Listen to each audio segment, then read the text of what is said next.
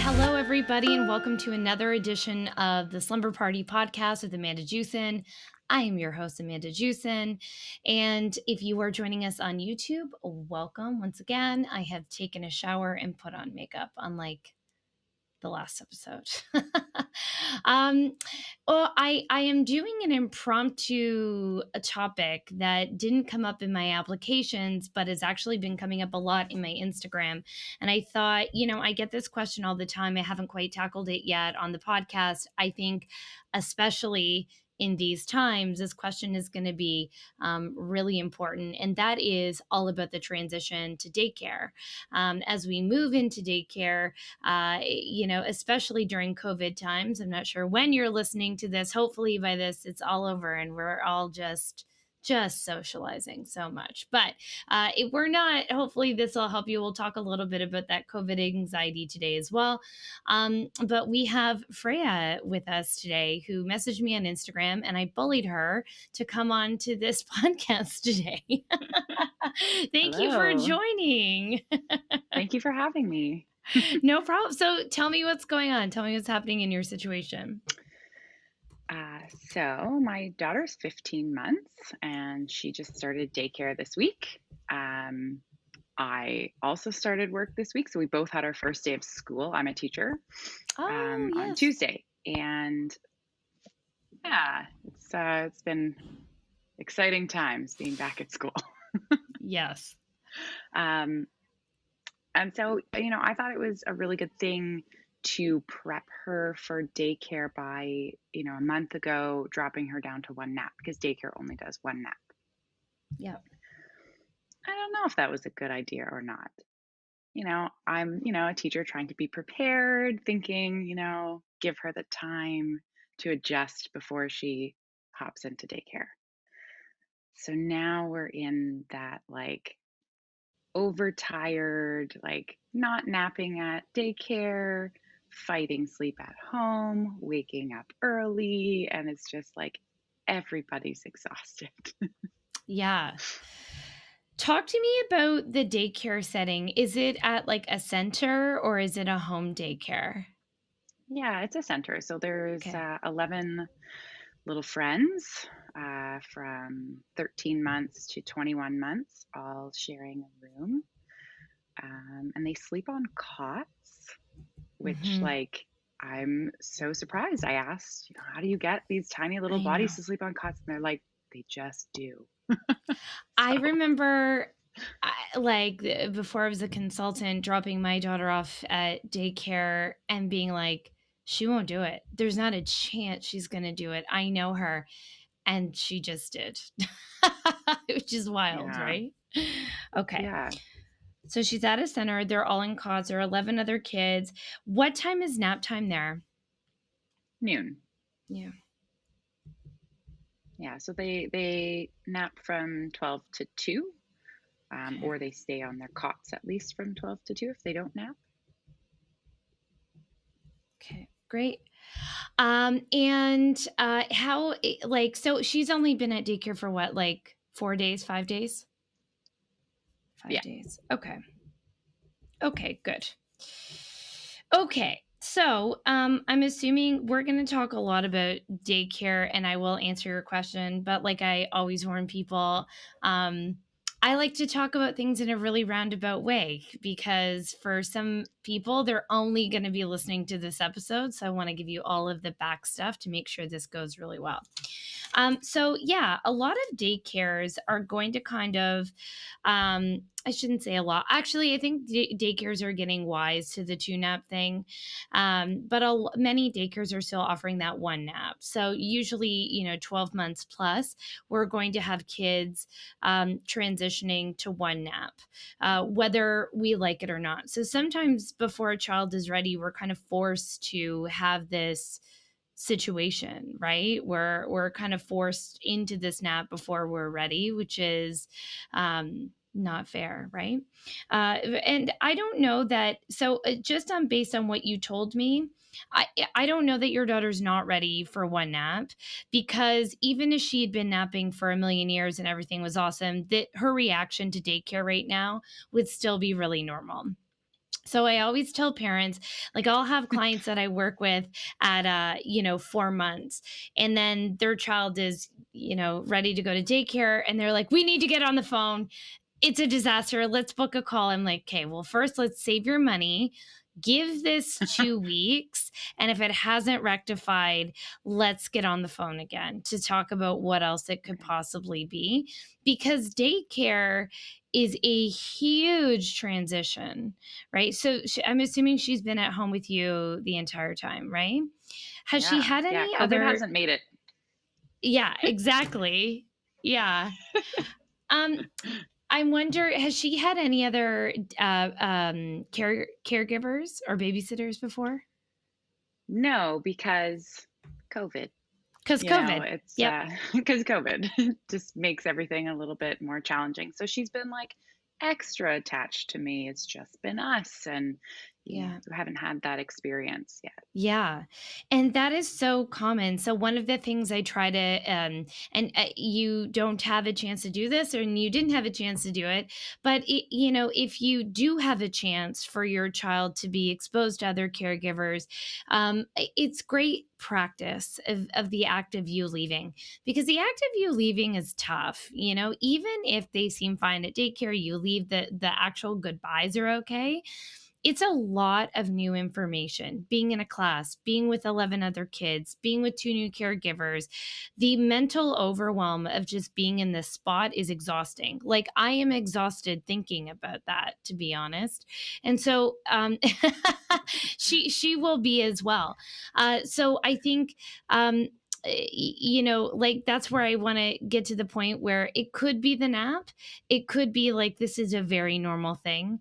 She has to learn how to sleep on a cot and not jump the hell off of it. You know what I mean? Yeah. Where that takes a lot of mental energy, I'm sure, to kind of like, well, we're not talking about back to school. That's a whole other podcast. If you have a child going back to school or going to school for the first time, I have an episode on that. But when kids go to school for the first time, they call it, like, there's like a lot of mental exhaustion, because at daycare or at summer camp or at camp, they're like free, right? Like, go run, go play, it's all play based. And then all of a sudden they're like, okay, raise your hand. And they're like, oh, it's so hard not to shout. And like, she's learning all of those rules in daycare, right? And they do, like, this is, I'm kind of jumping everywhere, but the overall message I want to give on this episode is that kids tend to do great in daycare. Um, Number one, if you tend to have issues with like boundaries or behavior stuff at home, they tend to do great with the daycare providers, because there's like peer pressure. They follow what all the other kids are doing. They don't know how this caregiver is going to respond to their big feelings, so they just do what they say, and they tend to sleep great eventually. So hopefully that happens for you. So and it's so telling, like, once COVID hit, I was so incredibly packed, like, I had to hire 2 new consultants, because Wow. I was so busy with toddlers and kids who had been in daycare and who have to come home and who have never napped with their parents, and now they're like, "Okay, we have to figure this out because COVID. You need to make my child sleep." So, yeah, kids tend to do well. It takes about 2 weeks for them to finally figure out what's going on, to understand that you come back, that their caregivers are safe, and to kind of rest up. So, I would say in the interim with sleep, I would maybe think about an earlier bedtime for her, maybe even by a half an hour, if that's possible. I know with like work, it's not always possible, so I understand that. But yeah, so you want to think maybe about offering ways that she can make up that sleep.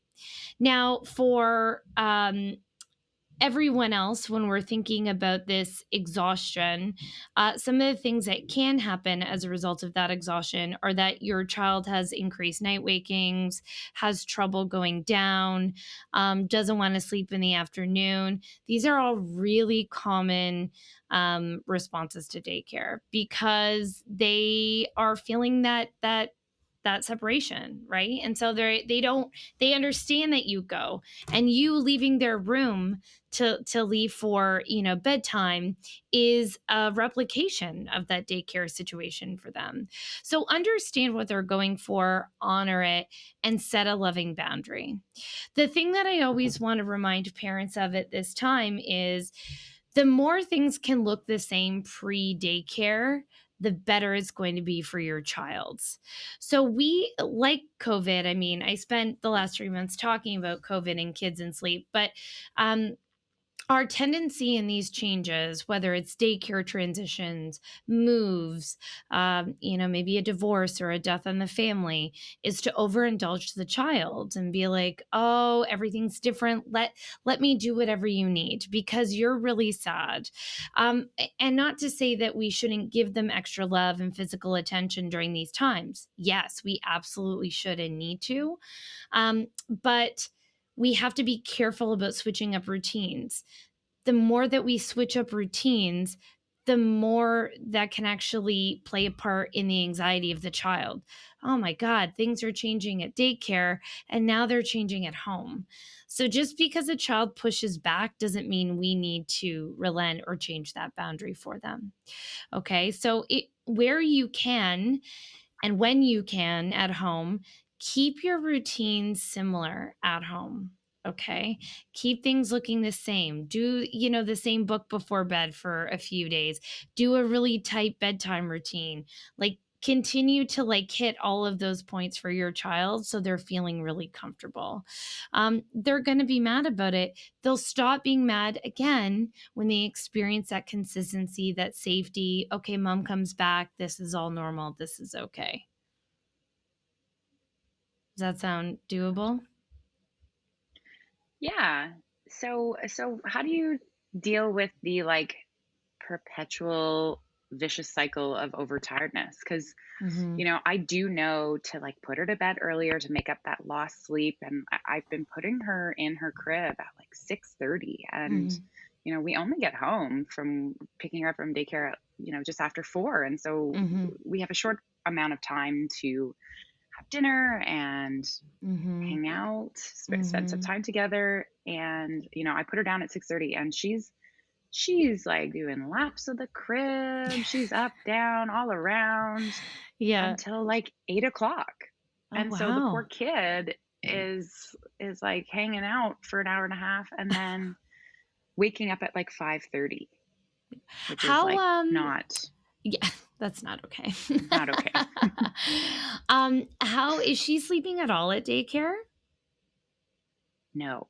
Well, they said the other day like 15 minutes. They're like, Okay. and then the other day was maybe 30 minutes. Okay, she's getting Um there. so, I you really know, think I would I think this is something that will get better when she learns that, just like at you at home, she's gonna learn that daycare isn't gonna relent. Those women are like, this is my break. You will sleep. Nothing will change." And then she'll be like, "Okay, fine. I'll go to sleep." So she will eventually do it. I think, again, that's a matter of time.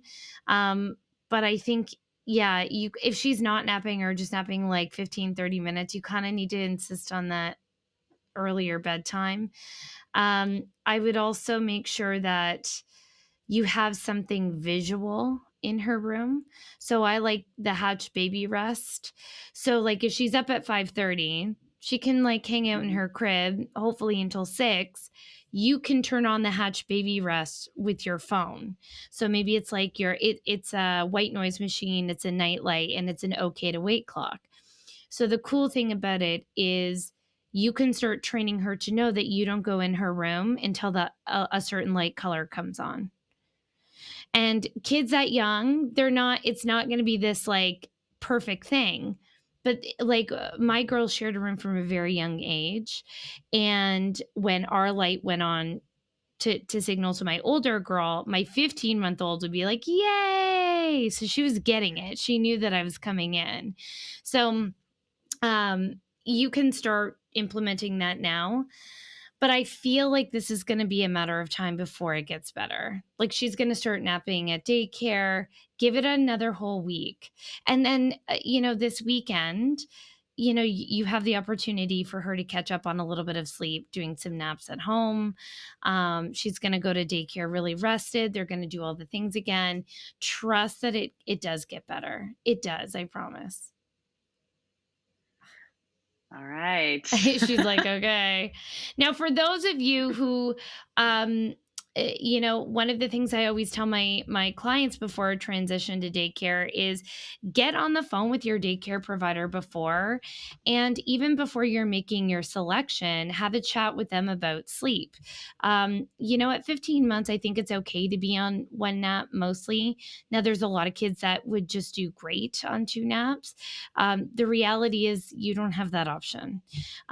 For those of you who do want that option, there are daycare providers that do two naps or like stick to your nap schedule. I think if that's important to you, that can be something you look and ask before choosing a daycare provider. You also need to make sure that they're not accidentally helping your child to sleep, because I've seen this happen where, because these wonder women sent from heaven, God themselves, who work at daycares all day with our toddlers, that's usually when your daycare has their break, right? Like, they will switch out the break time, and they need that break, and they require that break. So if your child isn't sleeping, they're going to do whatever it takes to make sure that they get that break. And so that might include a little bit of rocking, patting, shushing. Most daycare providers, I have to say, are pretty good about not doing that because they don't want to have to keep doing it, and they don't want you to be annoyed. But have that child have that conversation with them before you are selecting your daycare, or before they show up, about what your wishes are regarding that. Because I think discussing your routines and wishes are really important. They're paramount in that. I doubt that that's happening here, but I had a client once who, this little guy was such a tough cookie. He had a lot of like spirit in him, and he had a lot of feelings about things, and he finally was sleeping, and it was amazing.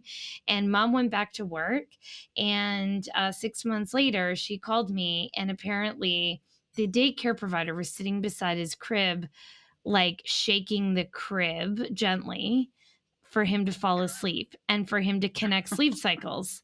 And she was like, because things had like dismantled so crazily at home, that finally she went to the daycare and was like, "Hey, is there anything going on? Like, are you doing anything?" They're like, "Well, we're just shaking his crib like a few times." And she's like, "Oh my God." So, if you are in daycare and that happens, it is worth an ask. Um, yeah, expect changes. Expect this like clingy, overtired, overstimulated behavior, because that's normal. That's exactly what they are, and that's okay. Again, it'll pass. Don't panic.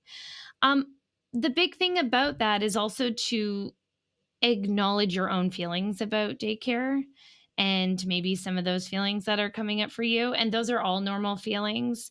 Like, I remember for the first week of daycare, I didn't have work, but I wanted extra time for her to get adjusted before I did have to go to work. And then I would drop her off, and I'd feel so bad because I'm like, I'm not at work and she's at daycare, and I'm, and, then, because we're human, we accidentally communicate and project that to our kids. So I think in order to avoid that, it's important to kind of sit down and be like, "Okay, how do I feel about this? Can I like journal it?" Or at the very best thing that you can do is just be aware of it when you're talking to your child about daycare. Don't apologize. Don't say sorry, because you're indicating that something is wrong, that you're doing something wrong, that there is something bad that you're doing to them. So keep it positive. Let the teachers kind of take over there. They really know what they're doing. How are you feeling about daycare? Oh, it's a whole, like, mixed bag of emotions, you know? Yeah. Um, I was really excited for her to go to daycare. I thought, like, as a teacher myself, I know how important it is for kids to socialize and be together and learn from each other. So I was really excited for her to have that experience, especially because of COVID, not really getting that. Yeah, you're like, um, "These are other and kids." yeah, Yeah. look, you can play. Yeah. um, and I was excited for myself to have some Yeah. sort of time to myself, even if I am working, to kind of be my own person. Yeah.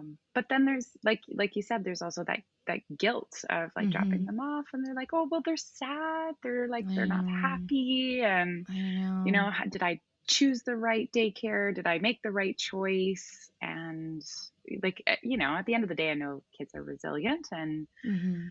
they'll push through and they'll have a great time. But yeah, there's always that mom guilt, that just Yeah. sneaks right in. I feel like I know, like, my job is basically, like, trying to eliminate mom guilt from moms. And then last year, we did, like, a little preschool program in the morning for my youngest daughter, who, like, my husband travels a lot for work, so when she was born, we had a nanny. So she was used to her, caregiving experience to be one-on-one, like, very, at home at her own place.